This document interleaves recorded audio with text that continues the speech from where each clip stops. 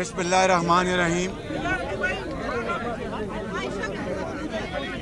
भाई जरा खामोशी इख्तियार करें।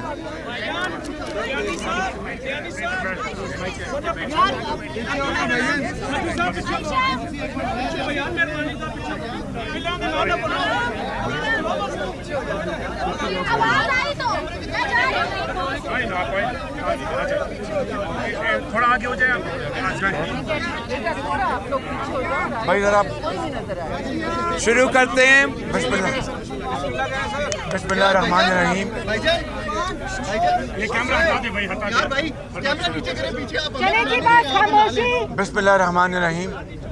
जैसा कि आपने आज देखा कि स्पीकर नेशनल असम्बली ने आज फिर बतौर स्पीकर नहीं बल्कि पीटीआई के एक वर्कर की तरह आज फिर कानून और रवायात को पार्लियामान की अपने पांव तले रोन दिया। जैसा कि आप जानते हैं कि वोट ऑफ नो कॉन्फिडेंस की मोशन इस हाउस को रिक्वेजिशन किया गया 8 मार्च को और आखिरी तारीख थी 14 दिन में स्पीकर पाबंद था कि इजलास उनको बुलाना चाहिए था हर सूरत 14 दिन के अंदर, जो कि 22 तारीख को वो डेट ख़त्म होना थी।